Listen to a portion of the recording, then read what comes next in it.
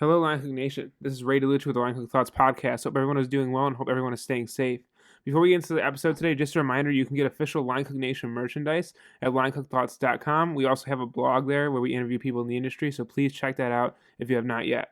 My guest today is Laurie Woolever. She's a writer and editor and New York Times bestselling author who spent nearly a decade assisting Anthony Bourdain, with whom she co-authored Appetites, a cookbook and New York Times #1 bestseller, World Travel, and Irreverent Guide. She has written about food and travel for the New York Times, GQ, Food and Wine, Lucky Peach, Saveur, Dissent, Roads and Kingdoms, and others, and has worked as an editor at Art Culinaire and Wine Spectator. Her most recent book, the New York Times bestseller, Bourdain, The Definitive Oral Biography, was published by Ecco in September 2021.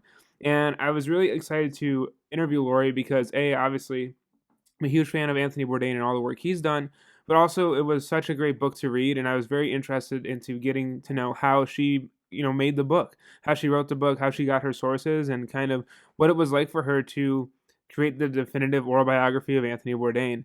And I was just really blown away by the book. I really hope you all check it out. There's so much information in there about who he was as a person, kind of, what stuck for me were a lot of like the moments where it was like his like self-doubt, like the things I think I can relate to, the idea of imposter syndrome or not being sure if like you deserve certain things. And so I really encourage everyone to check out the book. In this episode, we talk about Laurie's career, how she met Anthony Bourdain, and kind of how it progressed and what it was like working with him and what he was like as a person and what it was like writing this book and world travel. And I just really just interested in this conversation. I enjoyed it so much, and I was very happy to have Laurie on the show. If you'd like to get the book, I'm putting a link in the description of this episode, so please do that.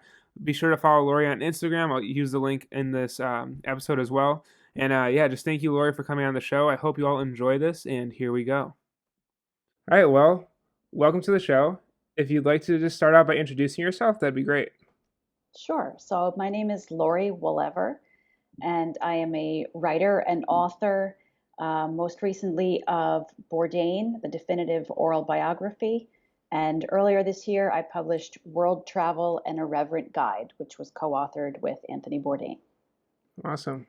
Great. Well, a ton of questions for the interview, but I would like to start out by asking you kind of about your path and kind of how you got into writing.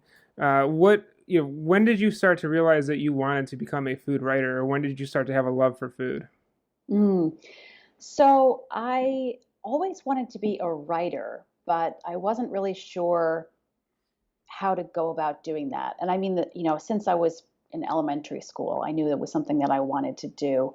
But I also knew that it was something that was not a path to financial solvency. I'm sure I didn't put it in those terms when I was in elementary school, but I knew that I needed to do something else and not just be a writer in terms of being able to support myself. Hmm. So I studied natural resources in college. I thought maybe I would be an environmental writer.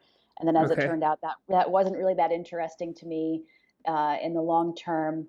I worked as a private cook right after college for 2 years for a family. I didn't really have any training as a cook. I really just read cookbooks. And as it turned out, the family that I worked for just wanted very, very simple food. So I was able to meet their needs without having too much skill and no training whatsoever. Hmm. And at some point, I realized that I wanted to actually learn to cook for real. I wanted to be able to cook on a more professional level.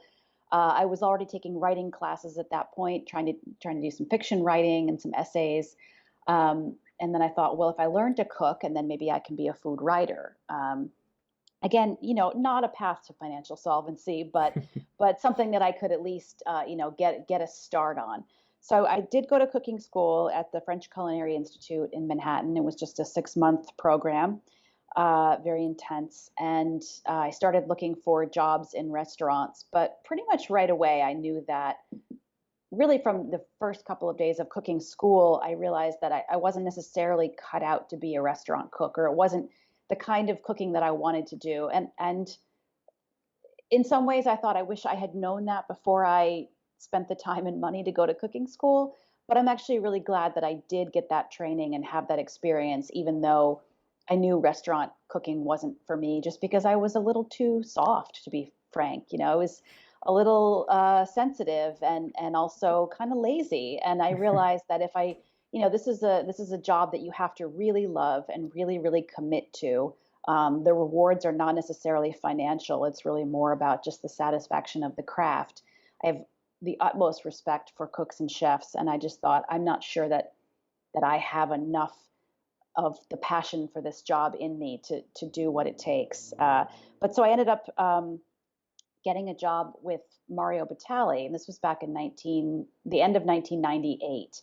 And so he was on television, but not quite the superstar that he would become. He had just opened his second restaurant in New York, and he was looking for an assistant. He had also just published his first book.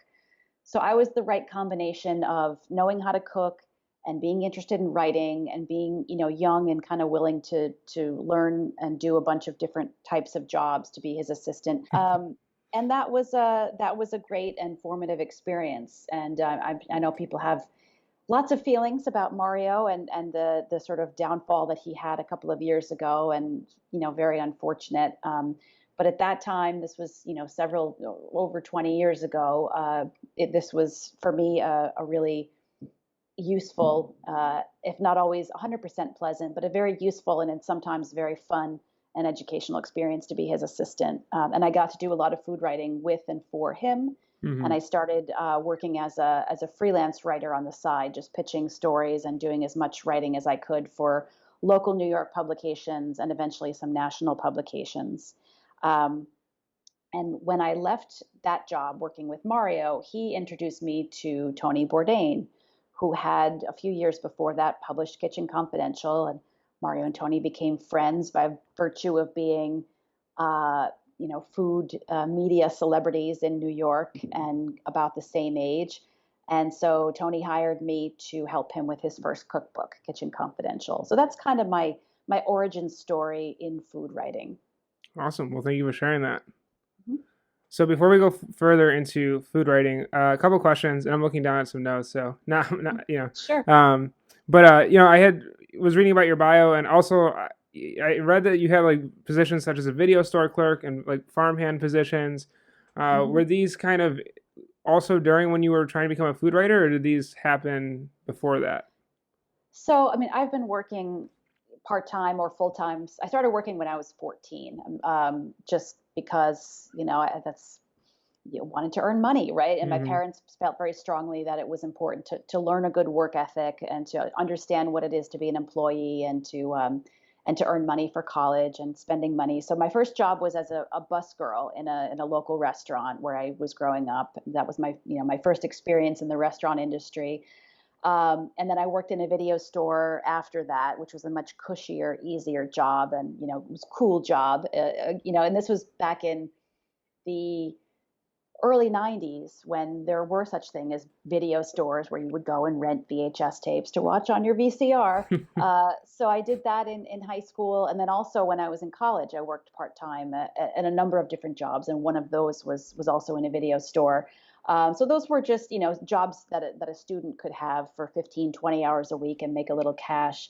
And then I got work on farms in the summertime between years of college. I went to school. I went to Cornell University in Ithaca, New York, Hmm. and there's a lot of farmland right immediately outside the university area. A lot of dairy farms and also a lot of vegetable farming that goes on. So I had jobs at two different organic vegetable and flower farms, and it was really hard work. It was hot. It was long hours, and I really, really loved it. And I learned so much about fruits and vegetables and herbs and agriculture, and a little bit about the business of selling locally. And it was a fantastic experience. Again, not a path to get rich. I have yet to really put myself on a path of of guaranteed payoffs, but I always tend to find work that I really love. So I did that for a number of years.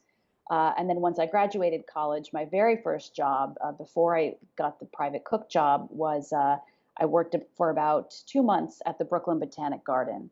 And that again was sort of an extension of that love of agriculture and gardening and plants and outdoor work. But again, did not pay well and was those were very long hours, and it was a bit of Hmm. an ego blow for me to go from being a college student and relatively pampered life of a college student to pulling weeds and picking up trash and pitching hay in a botanic garden. I found it to be a little bit. It wasn't exactly where I wanted to go in life, so I kind of switched paths. Yeah. Well, awesome. Yeah, I just asked about that because I noticed some of it was with food, and it just was kind of a cool theme. And then obviously, video store clerk isn't so much with food, but it's a job. So Yeah, well, we did make popcorn and sell candy, so there was a slight food element. yes, awesome. And one more thing, kind of looking into your background, I wasn't really sure of the context, but you had a chef give you a piece of advice, Chef Pascal Barrick. I don't know if I'm Hmm. pronouncing that correctly. Bialik. I figured it was something like that. I didn't want to attempt it. The quote is, "Don't freak out. Freaking out is not going to help." I definitely need to take this advice, but do you have a backstory behind this quote? Yeah, he was my first and my favorite instructor at cooking school. He had the probably not enviable position of having the first round students. I think the entire block of cooking school was broken up into 4 units, and so he had the unit 1 students who really were just very very new, and a lot of us were very nervous and didn't know what we were doing. And he just said very early on, and probably within the first week, when I'm sure one of us or more of us were freaking out about something, in this what we thought was a high stress environment. Although looking back, cooking school was pretty relaxed compared to an actual, restaurant kitchen, but you didn't know that. I can relate. And he just said in his like heavy French accent, "Don't freak out. Freaking out's not going to help." Meaning just like whatever's going on, whatever your challenge is in the kitchen, you're not going to make it any better by yelling and screaming, throwing things, getting everyone around you upset. It's only going to, just add static to the atmosphere. And just try and keep a calm head, take a breath, keep your head down, do your work. Really good advice, and oftentimes really difficult advice to take. It's very easy to let your emotions kind of take over in a high stress environment like a kitchen. So I really just Hmm. appreciated that somebody was willing to counter that narrative and to say, like, there's, just keep your head and just, do your best. Yeah, I mean, like I said, I definitely have taken that advice. Do need to take it more. Definitely is interesting. But yeah, no, I thought it was a cool quote, so I figured I'd Mm-hmm. ask. Hmm. So you kind of mentioned, or you shared how you met Anthony Bourdain, and so what was it like like the first few years working with him or meeting with him, and how did you kind of keep, like, what made, like, kept you in a place where you continued to write with him? Hmm. So my first impressions of him, I was surprised, and this gets touched on in the book, in Bourdain, the Definitive Oral Biography, that a lot of Hmm. people expected the guy that you saw on the page in Kitchen Confidential to be the guy that you met in real life, right? This Yeah. brash, funny, cursing, maybe he's smoking a cigarette. You think he's going to show up and be this like wild cowboy, and that was not the case when I first met him, and really throughout my time of knowing him. I mean, he could be very quiet and soft spoken, a little bit shy, a little bit awkward. Sometimes seemed like he just wanted to get out of there. He just didn't. He was just in a hurry to get a meeting done and to move on with his day. So he was very very kind and very polite, but not the sort of character that he could present himself as on the page and sometimes on camera. He was a much Mm. more nuanced and low key person than his written persona might suggest. So we worked really well together on that cookbook. It was mostly by email because he was already making a cook's tour for television, and he was really really busy and traveling a lot. So we Yeah. did most of our work by email in getting the recipes, edited and scaled down and tested for that book. And then that was kind of it for a while. He wrote a really beautiful hyperbolic part about me in the acknowledgments of that book. And then I went on to work at Art Culinaire magazine and then later at Wine Spectator magazine. And he went on to, make more television and write more books. And he had an assistant. And then, and we did there was one time where his assistant, Beth, was pregnant and she couldn't travel and he needed somebody to go with him to do an event in Montana. It was some speaking and some cooking demos and a private dinner. And so he asked me to come along for that. And that went really well. And, I was able to help him out with what he needed. And, we got along really well. And then I was in the position of looking for a part-time job, and I reached out to Tony because we had had these good working experiences, and I reached out to many other people and just said, I had a baby, I need to work part-time, here's what I can do, and just please keep me in mind if you hear of anything. And he was the first and I think only person that wrote back to me and said, as it turns out, my assistant's leaving, would you be interested in taking that job? I Hmm. was like, yes, of course. I was at that point, I had been an editor for a couple of years and I wasn't sure. I think if anybody else had said, do you want to be my assistant? I would say, I think I'm too old, or that's kind of like, I've gone beyond that now. But because it was Tony, I was like, yes, definitely.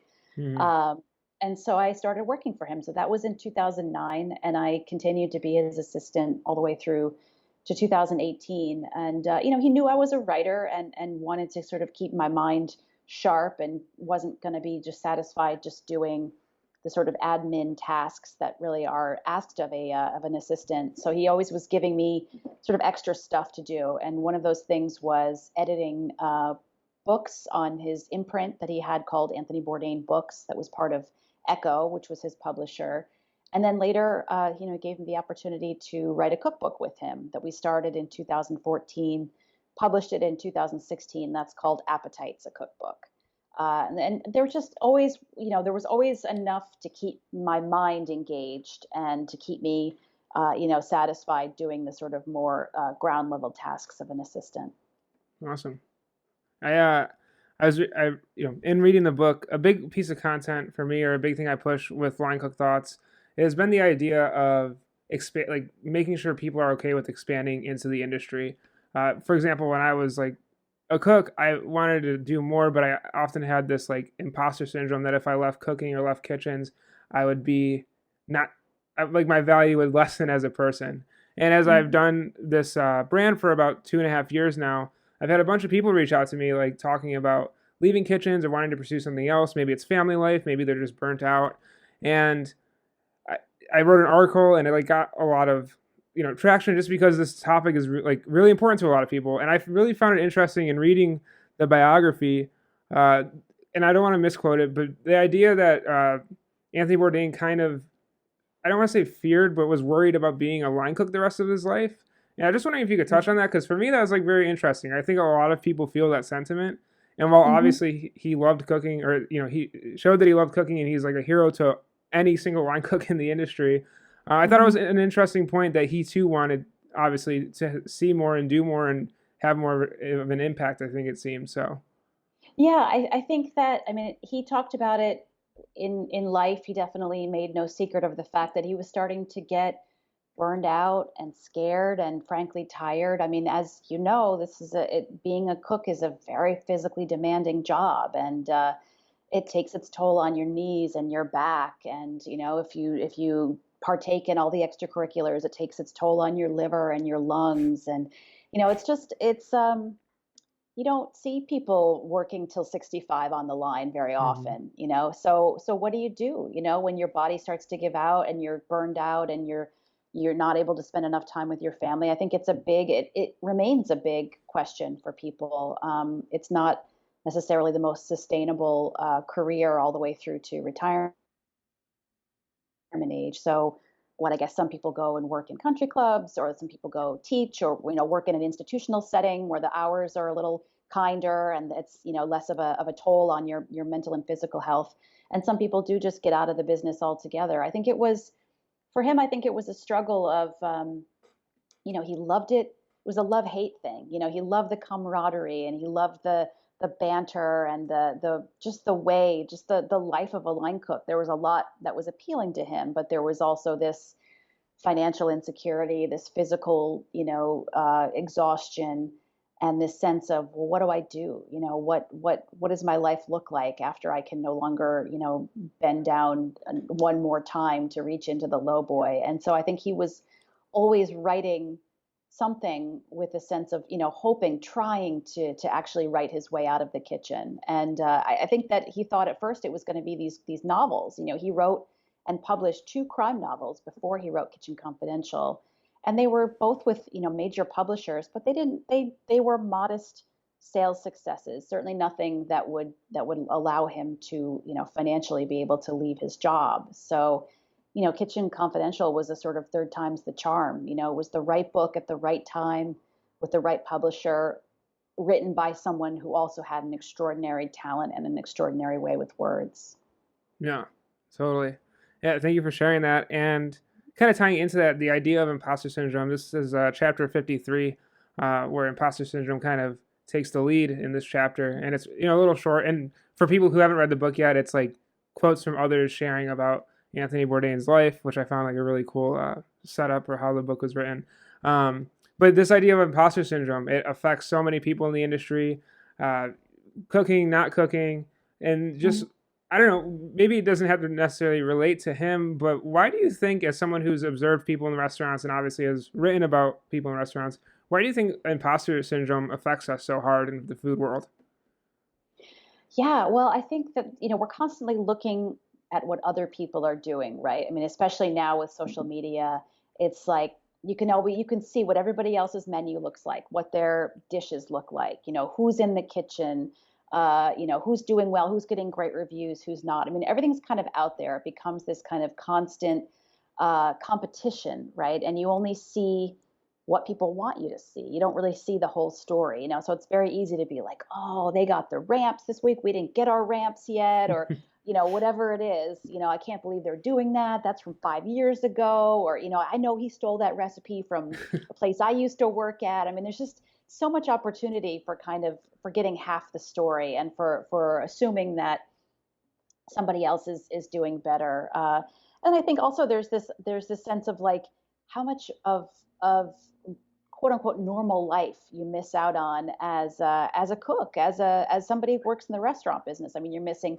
holidays and weekends and family time, and you get in this your bubble of the kitchen, which is great and which is can feel like a family in the best ways. But there's that idea of what am I missing out on, and it's such a it's like, what is that line from, was it The Godfather 2? Just when I thought they was out there, well, just when I thought I was out, they pulled me back in. I mean, there's such a pull that this industry has on people's minds and hearts, And so I think there's when you're so ensconced in something that's like a family, there's kind of a self-reinforcing idea that like this is where I'm safe, this is where I can do my best work, this is where I need to be. And I don't know what's out there. I don't know what normal life is like. I don't know what like a different type of industry is like. There's a lot of fear, I think, that drives that sense of imposter syndrome. So it's a lot of different things, but I think it's very, very common. And like you said, and there's a chapter in the book about Tony having imposter syndrome, and I think it's just really helpful to remember that even someone like him, who had all these outward trappings of success, was a best-selling author, et cetera, et cetera, he felt like just as big an imposter as anyone else. Hmm. He really did. I was with him backstage before he went on to do a speaking engagement in 2016. It was the end of the book tour for our cookbook, and it was a sold out house. And he had done, every single appearance he did on this like 15 city book tour was a sold out house of 2 or 3 thousand seats of people wanting to hear him talk and have him sign their books. And this was the last one, and he was like, oh God, I feel like such a fraud. I can't believe that people have come and paid money to hear me just like say my bullshit. It was like, what? You're literally Anthony Bourdain. Like, what are you talking about? But it's like it didn't Yeah. matter. I think there was always, especially for writers too, I think it's like what you think you can do, what the best work you can possibly do, you can imagine in your mind, and you never quite get there. And maybe that's the same for cooks and chefs too. You've seen the most perfect ideal dishes, whatever it is, world's 50 best, or Bocuse d'Or, or any of these things where you're getting to lay eyes on what's considered the world's best cooking, the world's best dish, or the world's best chef. And all you can do is try and live up to that ideal, but nothing is perfect. And of course, for every Bocuse d'Or winner, there's like a dozen losers, right? So, or for every world's 50 best, there's 1,000 that are also really really good, but didn't Hmm. make that list. So we're all kind of constantly comparing ourselves to each other, and it's to our detriment, really. Yeah, I totally agree. And you kind of mentioned food writers. Have you ever faced imposter syndrome in your Oh my career? God, every day, today, Yeah. yes, absolutely. I mean, it doesn't. I think that's what's important to remember is it doesn't end. I don't know that there's any mark of success where somebody goes, okay, that's it, I'm done, I've done it. I mean, hmm maybe, I don't know, I would love to meet that person that feels like they've like done the thing and there's nothing else to do. I mean, that's part of being alive. It's part of sort of the drive of life, right, is to continue to try and top yourself. But yeah, absolutely. I mean, I just published this book and I'm like, got very caught up in is it going to hit the New York Times bestseller list? And how many copies did I sell? And, what other books came out? Just this, it's human, it's natural. It's like hmm competition and trying to understand how well one is doing by measuring oneself against everyone else's success. So it's a recipe for, it's crazy making, so I try and keep a handle on it, but I think it's part of the human condition. Yeah. Yes. I mean, everyone I think struggles with that. And also, I mean, this book is obviously about someone care about and you want to do right by. So I could even see the Hmm. just that pressure. Um, Hmm. so I kind of have a quick story about Anthony Bourdain. So I'm 24. I grew up kind of just knowing about him on TV. My mom was always like, "Oh, Bourdain," but my dad was like, "Oh, Bourdain's cool." So it's kind of like this like mix of like watching him on Hmm. TV. Um, and I remember before I went to culinary school, I went to the CIA. My dad bought me Kitchen Confidential, and I remember like one of the coolest stories I read was him keeping like stock paste in his coat, and like he Mm. had like put that into I think it was like a stock or a soup, and he like got really good marks on it. I thought I don't know, I was just like I don't know if I have the guts to do this, but I think Mm. it's a good idea if I ever need to. Yeah. Um, but there was a moment in the CIA where I actually got to see him speak. It was in 2018. It was for or 2017, I believe it was 2018. It was for a graduation, and he came back to the CIA and he gave a speech for the graduating class. And I wasn't graduating. I actually snuck into the auditorium. I knew someone who let me in. I got to stand in the back, and it really just struck me at how cognizant he was of the time and of what was going on. This is obviously when Me Too was really like happening in the industry with chefs that were very disgraceful and treated people poorly. And to have him, someone an icon in food, who really didn't have to bring it up, like go up on stage and kind of just be like, he like address everyone in the room. And he was like, especially like the men in the room, like we have a responsibility to make this industry better. And it wasn't just all that; it was just like mental health, taking care of yourself, and I just like really that stuck with me. Maybe it's a big reason why like I started to like realize mental health and like taking care of yourself is important, but being able to like see him live and have just hear him be so relevant in the moment, I thought was so fascinating. Because like I said, like he was so successful at that point, he didn't have to really touch on anything that was a difficult topic. Was he always like that to where he was super like relevant and like just like always like saying in the know, like just being in the know of the moment? He and his producers, I will say, had a remarkable knack for showing up in places all around the world where something was about to happen or something was happening in that moment. And maybe it was a place that had been kind of quiet in the news, and then suddenly there's a student revolution, or he and his crew showed up in Beirut in 2006, and they were there for a couple of days, and then suddenly there's a war with Israel. And I mean, it was not a happy occasion for them. No. They were stuck in the country. The airport was shut down and bombed. They had to be evacuated on a Navy ship. I mean, it was a very tense and difficult situation for them. And so that's an extreme example, but he had a really extraordinary way of kind of being in the right place at the right time. And he was a voracious reader. He was a voracious observer of the news, of world events. He was really able to kind of string things together, disparate elements of history and present day politics. So yeah, he's somebody who really had his finger on the pulse. And I think with regard to Me Too and the way that things were going in restaurants and kitchens and media and a lot of industries in 2017. I mean, he was very. I think he felt a sense of responsibility. He had written Kitchen Confidential, which was so successful. And in some ways, he felt that by 2017, he had outgrown some of the stories and the attitudes, and he found it to be a little bit obnoxious. And there were some things that he regretted that were really just a reflection of the time. When the time period he was writing about, the 80s and 90s, were a very different time in restaurant Mhm. kitchens and in workplaces in general. And I think he felt some sense of, he wanted to make very clear that he didn't endorse some of the sexism that pervades the industry, and that his attitude, that he had matured and changed in some ways.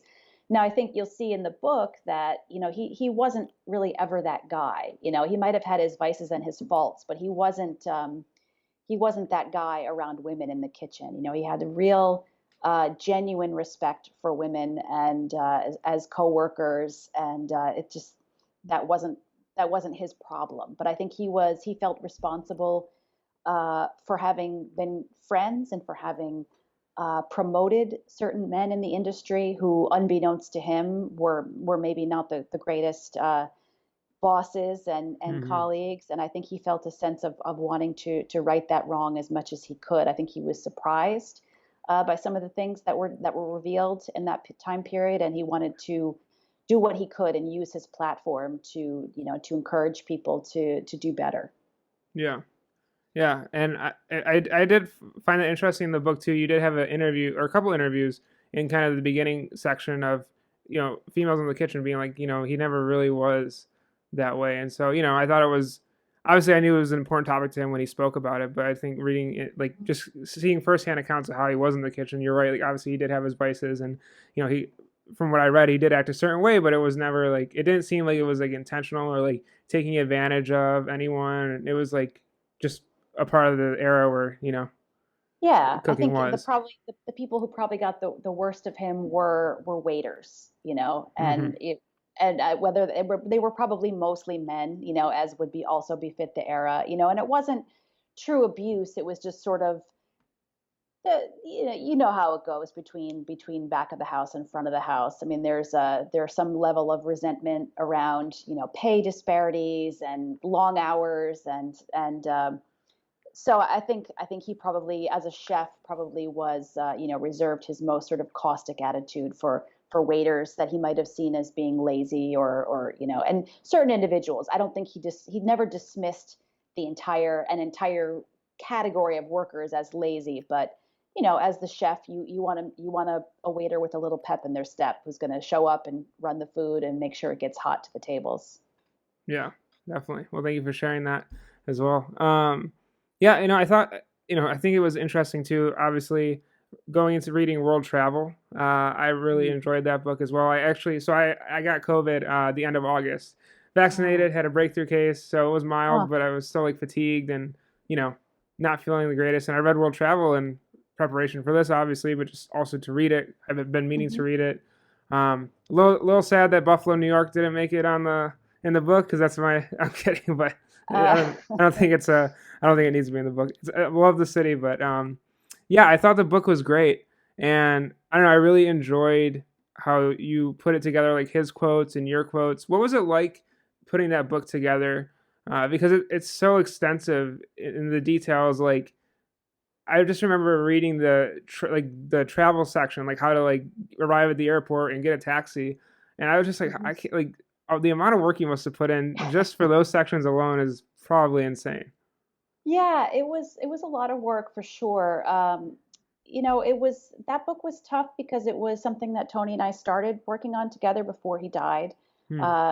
We came up with it in 2017, and then we put the contract together and got the publisher to agree to it, and then really started in earnest to put it together in the spring of 2018. And so it was meant to be a true collaboration, and he had big plans to write a bunch of essays for it, and it was something we were going to do together. It was our second book together, and I had a lot of fun doing appetites with him, and I had every reason to think that this would be the same experience. So to be tasked with finishing that book after he died on my own was difficult and was lonely. It was a lot of work. Um, and I had to make decisions that we would have made together, and I had to sort of figure out how to get his voice in there without him providing, the new writing that I had hoped he would do. So the great thing is that I had access to all of the transcripts from all the television that he ever made, and then of course all of the writing he did, and I had liberty to use those words in the book. So there's a lot of Tony's voice in there, just sort of packaged in a different way that really, speaks to the travel guide format. And as far as those details of, how to get to a place, what's the airport like, and I got a little pushback from some readers who were like, why would you include all of this? But I think that, airports can be really interesting. Just not even necessarily the airport themselves, which are all kind of the same more or less, but where is an airport in relation to the city, and what is it called, and what does that say about the history of a place, and what countries or cities are not served by that airport, and what does that say about geopolitics? And there's just a lot of it's sort of a secret code in a way, like what an airport says about a place that you're going to, and it's your first point of contact with a place. And is there public transportation to and from the airport, and what does that say about how the government values its citizens, or how the government does or doesn't spend its resources? So Hmm. you can always, if that's not interesting to you, you can always skip over it. But I think those details of travel and trains and all of that kind of stuff, and the different codes around taxis and tipping, and all of that stuff is, to me, really interesting. And that was always a point of contention with Tony. If it was a good airport with good food, which is rare, but there are some. He loved the Singapore airport, that just is basically like a little city, with Hmm. hotels and showers, a movie theater, and all kinds of restaurants. You can get a massage, you can take a nap. It's amazing. Yeah. So yeah, it was a lot of work, and it was in some ways very, very lonely. But I also did have a lot of help from my colleagues who made television with Tony. So that was great to be able to ask them questions about their experiences of traveling to different places. Yeah. No, like I said, I really enjoyed it. It was very, yeah, being quarantined for 14 days, to have a book like that and be able to read it and kind of feel like I was going somewhere when I really couldn't go anywhere. It was like the perfect time to read it. Oh, Um, it's yeah, I really enjoyed it. I used to live in Chicago for some time. I really enjoyed the Chicago section. I mm, have been to Pasadena before, and I definitely have mhm. a few places on my list to go visit when I go back to visit in the next few months. But yeah, and so going into this book, I would love to ask first off, how you did you choose the cover photo, or how, like, what was the artwork for the biography like? Yeah, there was a definitely a committee process. There were Okay. many, many iterations. Of course, there's lots and lots of photos available of Tony. Hmm.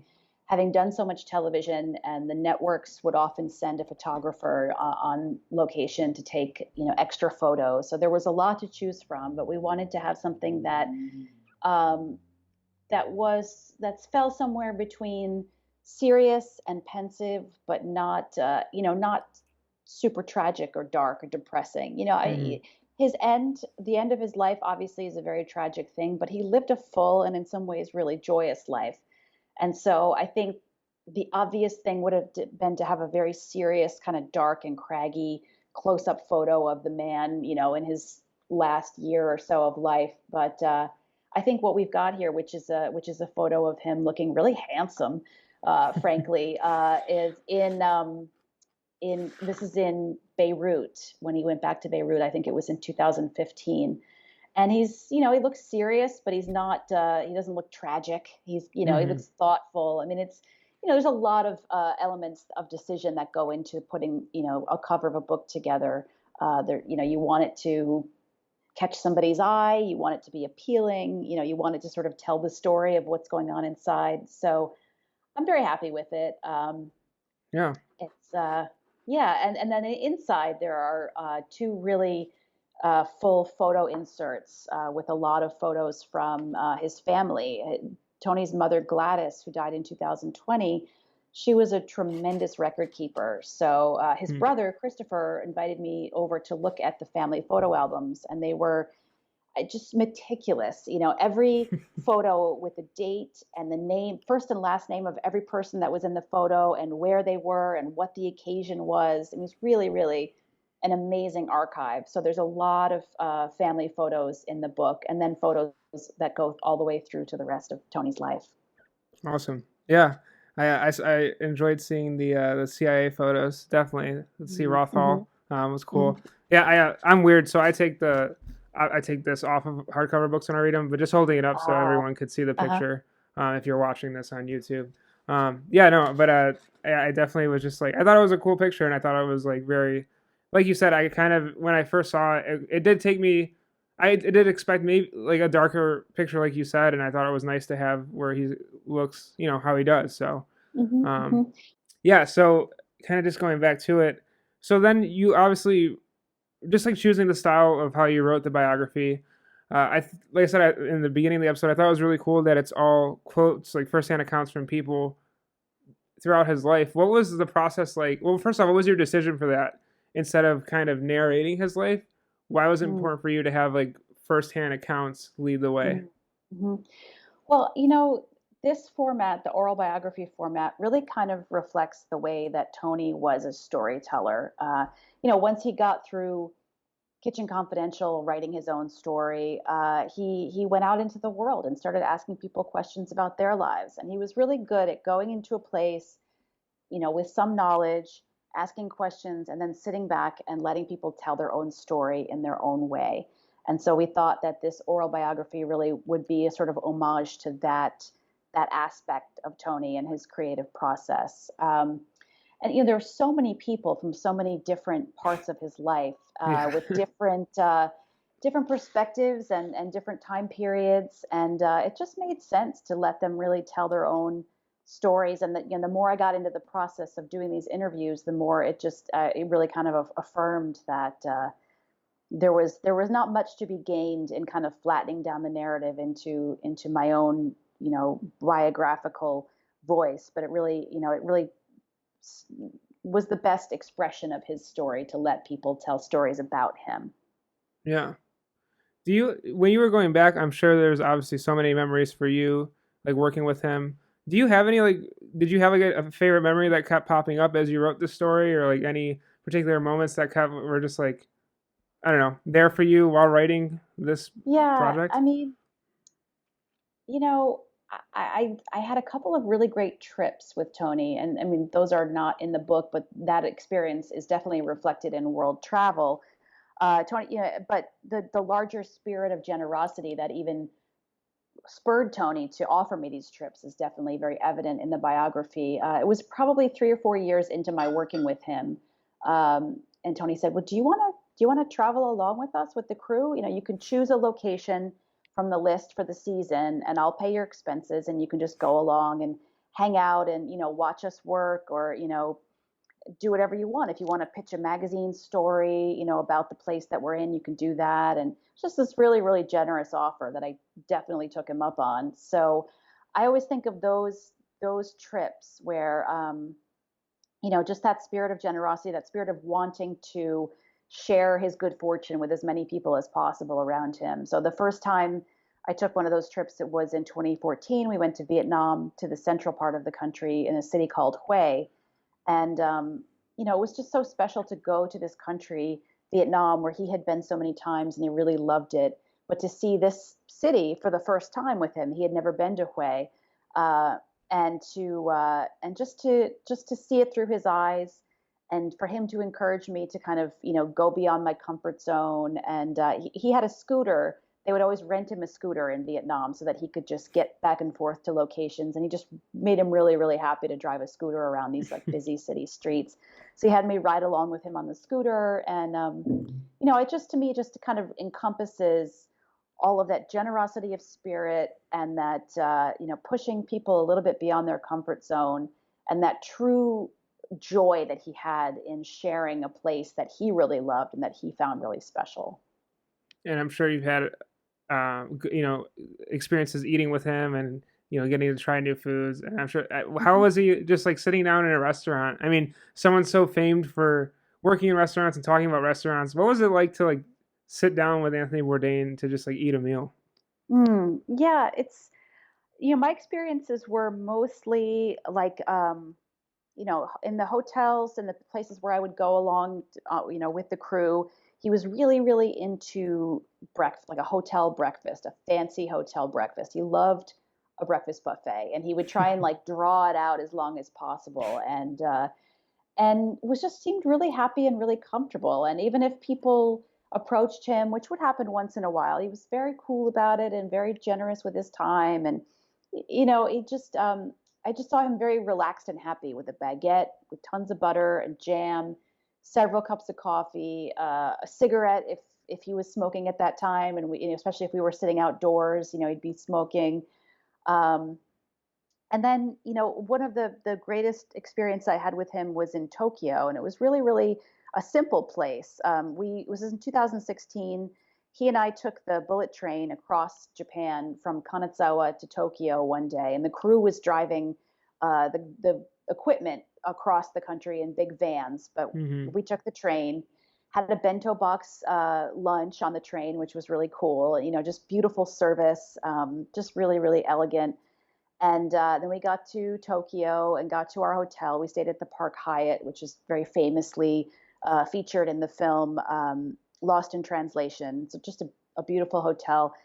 And he didn't have to shoot a scene that night because the crew was still making their way across the country. And he said, "Well, do you want to go just grab some yakitori?" So we just got into a cab and went to Shinjuku, which is kind of a fun, loud, kind of young part of Tokyo, and just went into the first yakitori place we could find. It was nothing special. We hadn't, consulted the producers. It wasn't like some wild, back alley thing. It was just a very simple and very good chicken yakitori place. And he ordered, all the parts, and we just sat there and drank beer and ate grilled chicken.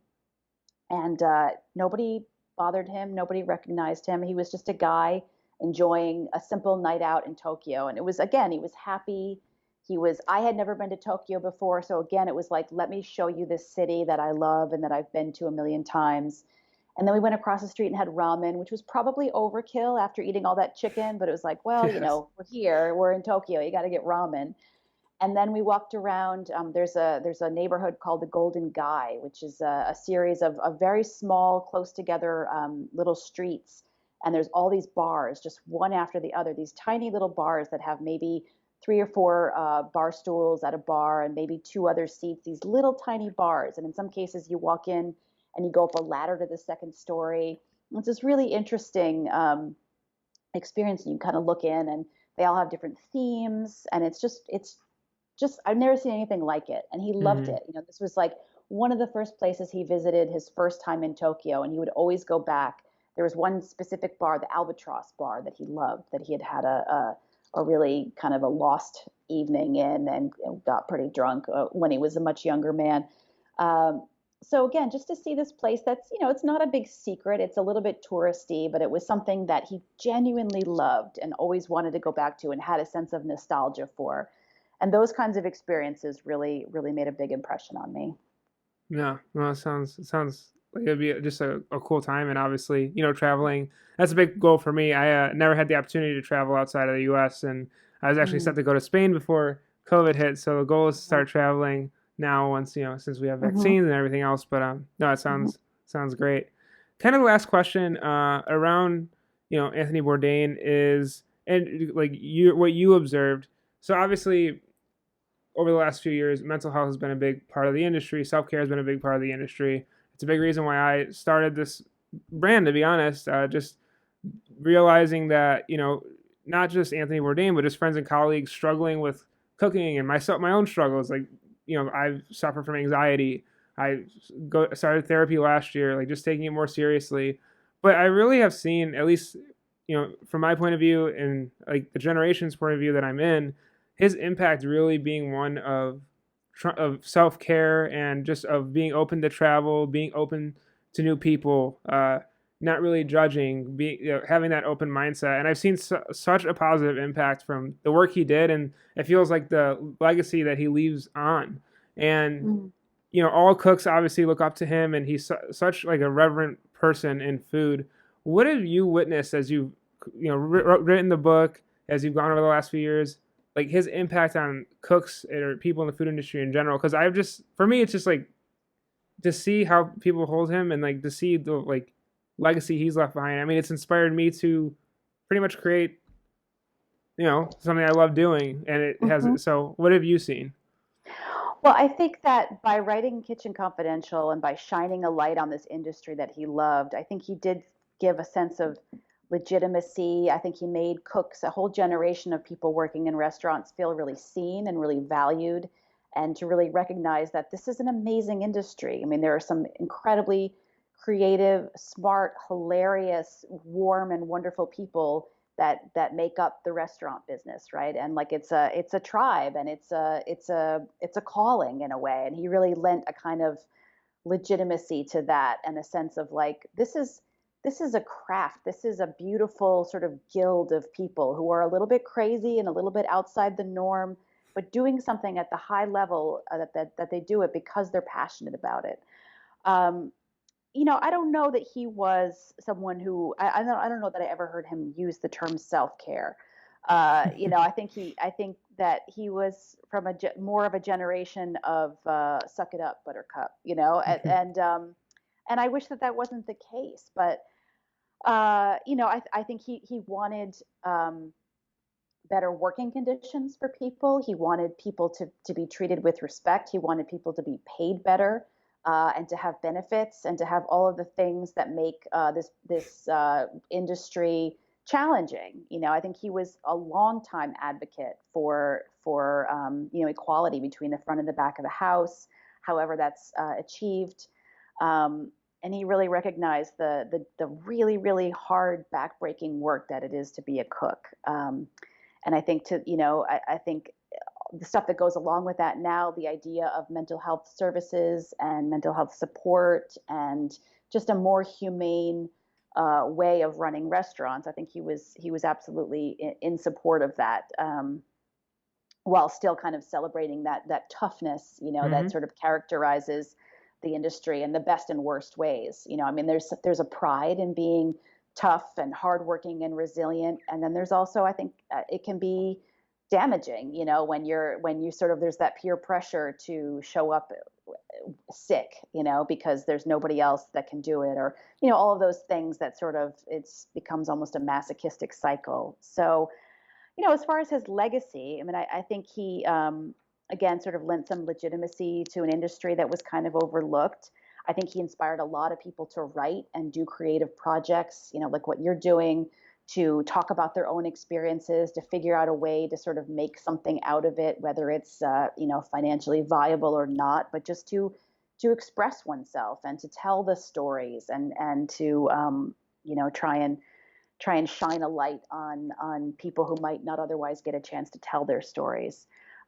So, in as much as he left us in a really tragic way, I think he left a lot of people with a lot more hope and a lot more imagination than maybe was the case before he started, sharing his gifts with the world. So I wish he were still here. I think he made a terrible mistake, and it's a profound loss for the world, but I'm really grateful for the time that I got to know him, and was lucky enough to work with him. Yeah.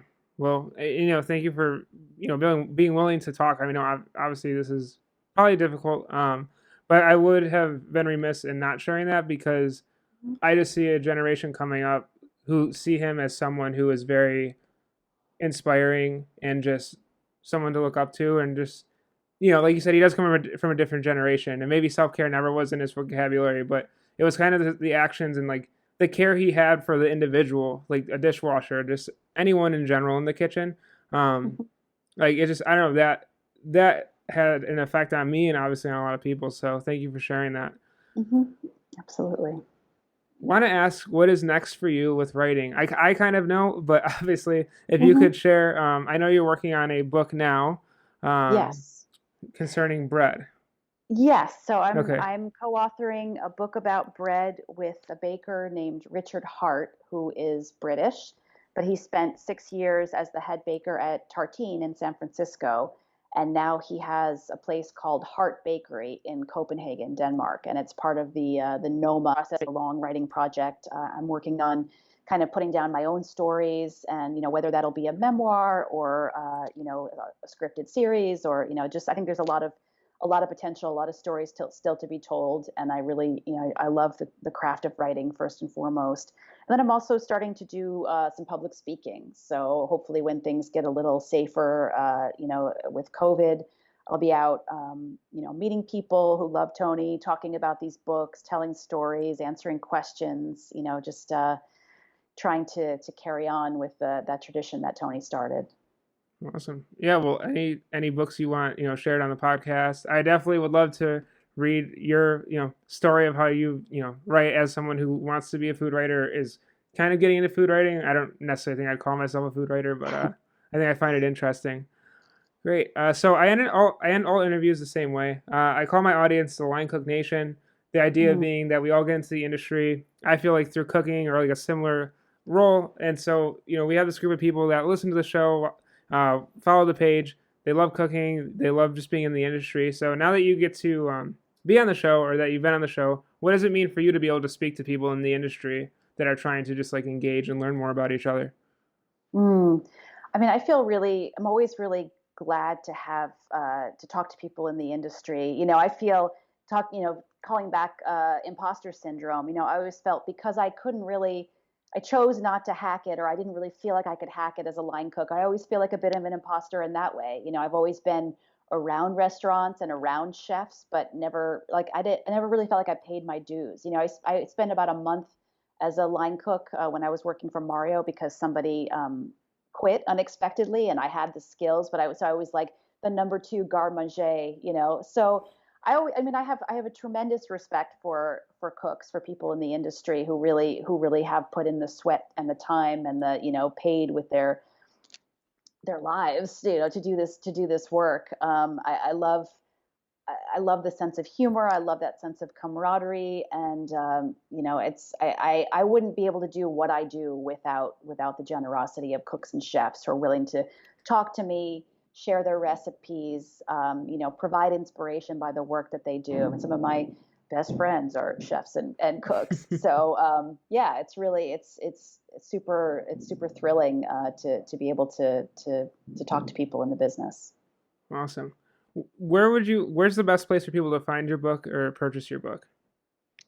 Well, I have got to always shout out the independent bookstore. If you're still lucky enough to have one in your town, definitely check with them. If they don't stock it, they might order it for you. Barring that, it's in all the usual places: Amazon, Walmart, Target. All the big retailers are stocking it. So whatever is easiest for you. But if you can support an independent bookstore, please give it a try. Kitchen Arts and Letters in Manhattan has a big stock of signed copies, and they will ship anywhere in the country. So if that's interesting to you, check out Kitchen Arts and Letters in New York City. Uh, just a book heaven. That's a good store. Yes. Yeah, yeah. Awesome. Well, Laurie, thank you so much for coming on the show. Absolutely. Thank you for having me. It was a pleasure. So there you have the interview with Laurie Woolever. Once again, thank you all so much for listening to another week's episode. Be sure to check out her book. Use the link in the description to get that. Also, please go to linecookthoughts.com to get official merchandise for the Line Cook Nation. And thank you all so much for tuning in this week. I'll see you on the next Line Cook Thoughts podcast.